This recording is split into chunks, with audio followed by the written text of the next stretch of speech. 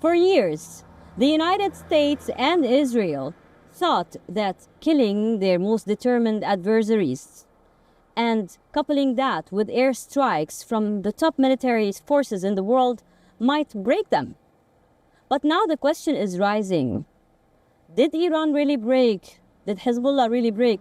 Or did these groups make more adaptability and more force into fighting back after all the strikes that they received? The next report tells you.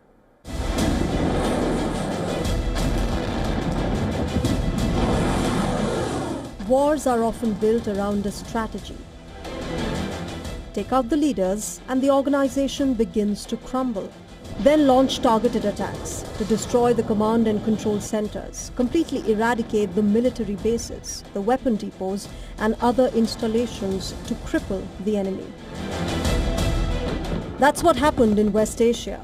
First in September 2024, Hassan Nasrallah, the longtime leader of Hezbollah, was killed in a massive Israeli air attack on Beirut.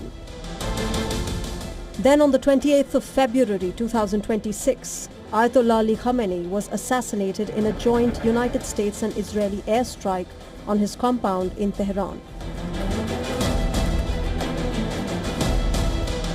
Simultaneously, Israeli and American forces launched one of the biggest targeted bombardments of modern times.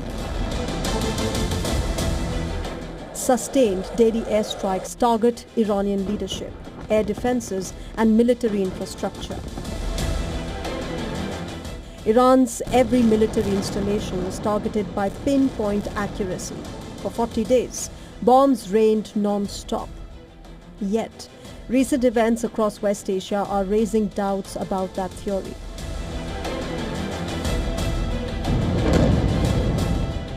This is the devastation at the Kuwait airport. Iran is blamed for it.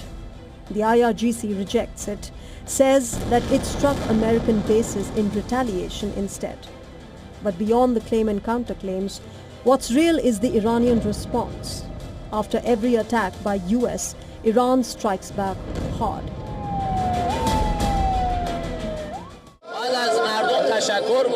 All armed forces are ready more than before and are powerfully prepared. If the enemy makes any mistakes, if the enemy miscalculates again, they will respond forcefully and decisively, harder and more painful than before.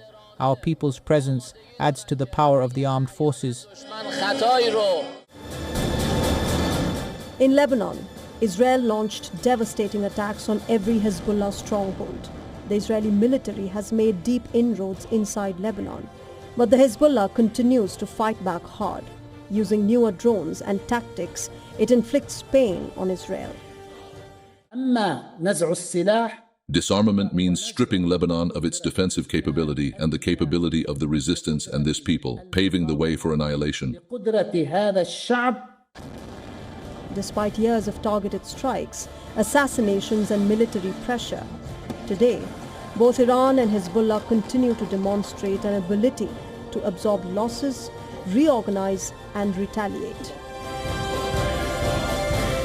Both sides accuse the other of undermining efforts to reach a lasting settlement.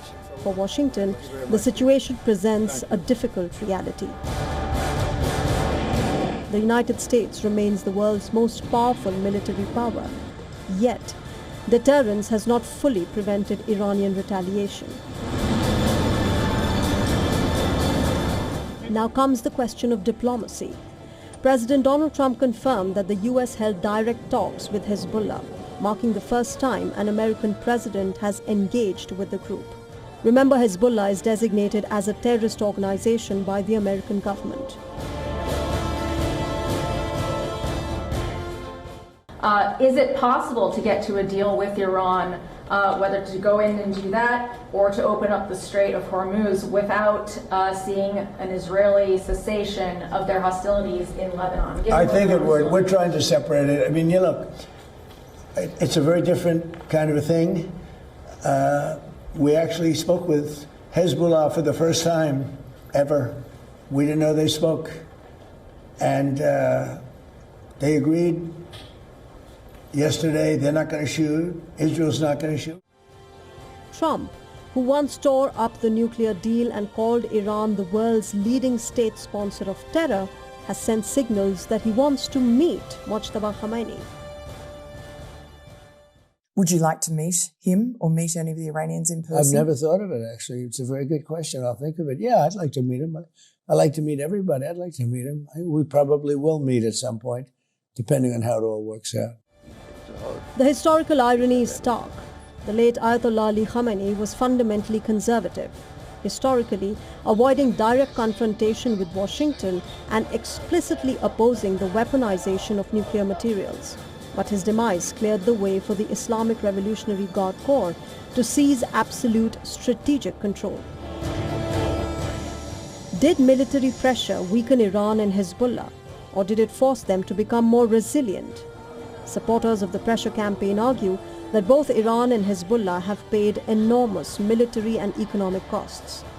Critics counter that neither organization has disappeared nor has surrendered. Both continue to project influence across the region. The big question across West Asia and beyond is, what comes next? The region has become even more dangerous. The next spark could light an even bigger fire which could engulf the entire region.